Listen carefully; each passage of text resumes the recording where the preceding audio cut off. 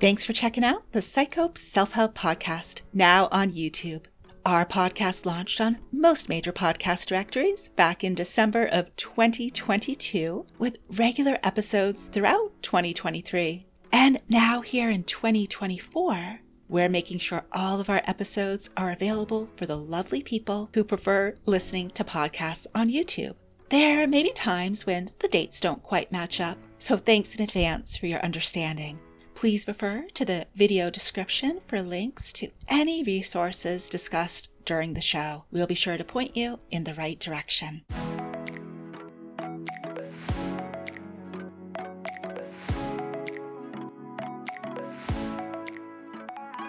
Hello and welcome.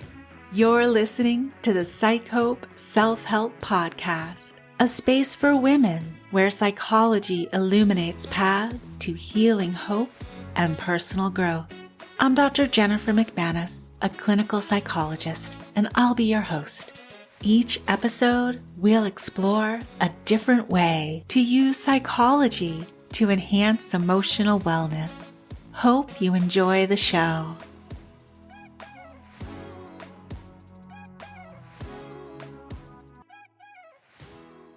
Welcome! It's episode 34. At the time this episode is going live, it's going to be Thanksgiving week here in the US. So we're dedicating this episode to the topic of gratitude. And that's not just because it's the season for being grateful or thankful. It's because we have the potential to experience some amazing psychological and other health benefits when we practice gratitude. If you've listened to the PsycHope Self-Help podcast before, you may have heard me discuss the psychological benefits of gratitude on previous episodes, most recently when we were exploring the 4 paths through work stress. Gratitude was highlighted as a stress relief tool for the spirit path. I also included gratitude in the podcast 2022 12 Days Holiday Stress Relief series last year. And if you're listening to this episode around the time it goes live or shortly thereafter, I want to know, did you hear the announcement at the start of today's episode? It would be the announcement that the PsycHope Self-Help podcast is sponsoring an audio summit for the 12 Days of Holiday Stress Relief this year. I've been interviewing thought leaders I personally know, all women with backgrounds in psychology or counseling, to hear their ideas on coping with holiday stress. I'm so grateful that the tradition we started last year with just my tips for holiday stress has expanded in this way. I love that you'll get to hear new perspectives than just what I can provide on solo episodes. The summit is totally free, but you do have to register because it's a private podcast. You can learn more about the summit on the PsycHope website at psychope.com/12days. It's really easy to sign up. Just enter your name and email. Okay, so back to gratitude. Even though gratitude has been discussed on other episodes, it's been in the context of specific problems like work stress or holiday stress. Gratitude really is deserving of a whole episode, though, because the benefits extend far beyond stress. For example, gratitude has been shown to improve mood, can lead to feeling more optimistic, and can even help with our ability to focus on a task. And that's just a few of the psychological benefits of gratitude. I'm going to share more of the many psychological and other health benefits for practicing gratitude with you. But first, I want to give you a little context to the volumes of psychological research on gratitude. First, some historical context. The practice of gratitude is incorporated into many social traditions and is a significant teaching in all major religions of the world. We also see the emotional power of gratitude serving as the subject of beloved poems and other forms of meaningful art. Even though humankind has highly valued gratitude for as long as we've kept a history of it, scientific attention given to the practice of gratitude is a pretty recent event. Just interrupting here to tell you about a new resource I created for you. If you're experiencing high levels of work stress, this resource is for you. Please know you're not alone. so many women are tired of work stress seeping into every area of their lives. Perhaps you can relate and want to do something about the negative impact work stress is having on you, but aren't sure how to get started. If this resonates with you, then I'd like to invite you to take a brief moment for yourself and try the Your Path Through Work Stress quiz. In 10 introspective questions, you'll learn more about your unique experience of work stress and which science-backed stress relief tools are most likely to help you reclaim your peace. Just head on over to psychope.com/yourpath so you can take the first step down your best path through work stress. The quiz will also be linked in the show notes. Quick Cliff Notes version of the history of psychology in the United States. For about the first 100 years, research was primarily centered on understanding mental illness and how to treat it. By the year 2000, however, social psychologists led a movement to expand psychological research beyond mental illness and towards improving well-being. This movement is now known as positive psychology and involves understanding the strengths and virtues that are associated with happier people and communities. Gratitude is a key topic of research within positive psychology. Now, any concept that's researched in the field of psychology requires an operational definition. That's an agreed upon working definition for a scientific study. While we all have a general idea of what gratitude means, for example, being thankful or appreciative of something, psychological research requires a more precise definition. We can turn to Dr. Robert Emmons, a renowned researcher in the field of positive psychology, for his two-part definition of gratitude. First, gratitude is an affirmation of the good. And second, gratitude involves a recognition that this good originates outside of oneself. A bit more background here on Dr. Emmons because I'm going to be sharing a lot of his work. He's a leader in the positive psychology movement and specifically in the area of gratitude research. He's authored 8 books, written over 200 psychological research publications, and is the founder and editor-in-chief of the Journal of Positive Psychology. Dr. Emmons and his colleagues have found that practicing gratitude is essential to the feeling of happiness and is related to many psychological benefits. There's volumes of scientific research on the psychological benefits of practicing gratitude. I'm going to share some of those benefits with you. Gratitude is associated with an increase in positive outlook about one's future, feeling more optimistic, better likelihood of achieving personal goals. Gratitude is also associated with a greater ability to focus, improved interpersonal relationships, lower rates of depression and feelings of hopelessness, higher levels of altruism. Gratitude can help people heal from trauma as the practice of gratitude assists us in reframing past traumatic experiences in a helpful way. We also see greater resiliency against any potential future traumatic experiences. And gratitude is associated with higher levels of sobriety for those in recovery from a substance abuse problem. Now, scientific research on gratitude extends beyond psychological benefits to physical health benefits too. It's been shown that people who have a gratitude practice also have increases in amount of physical exercise, improved energy levels, better sleep, healthier diets, higher rates of following medical advice they're given, lower levels of cortisol, which is commonly known as the stress hormone, and reduced rates of smoking. What I think is pretty amazing here is that these impressive findings are coming from an area of scientific research that's only just begun. Can you imagine what future researchers are going to find? All right, let's break down this connection between having a practice of gratitude and all of these benefits. What exactly is meant by practicing gratitude or having a gratitude practice? To answer this question, we're going to turn to one of the founders of positive psychology, Dr. Martin Seligman. He conducted what are considered 2 classic studies on the practice of gratitude. The first classic psychology study on gratitude that I want to review with you is the 3 Good Things study.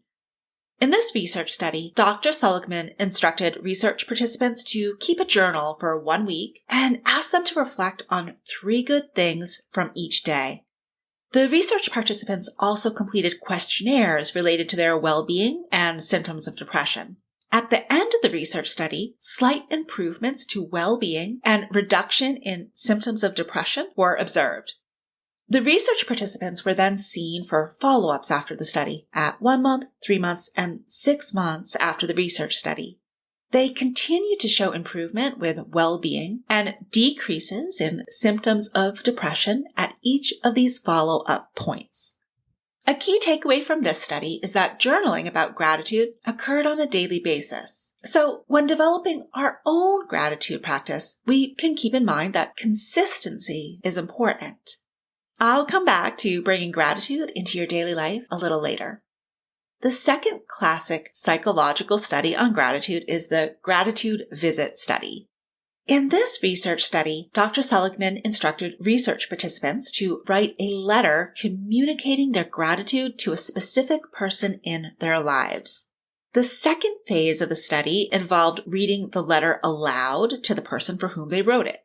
Participants in this study also reported improvement in well-being and a decrease in symptoms related to depression.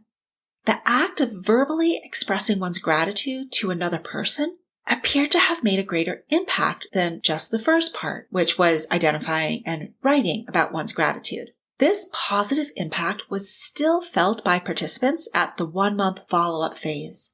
Again, we'll come back to some of these findings when exploring self-help ideas for a gratitude practice of your own.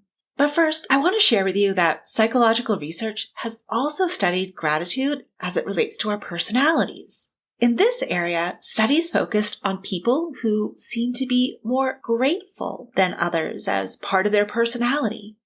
More specifically, people who tend to be naturally more grateful than others. And by naturally, what's meant here is without any prescribed activities designed to magnify the experience of gratitude. Returning to the work of Dr. Emmons, he and his colleagues looked at 4 different dimensions of having a grateful personality. The first dimension was frequency, which is how often a person experiences gratefulness.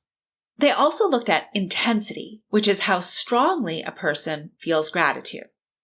Another dimension of a grateful personality is span. That's how many different sources of gratitude a person experiences at a given moment.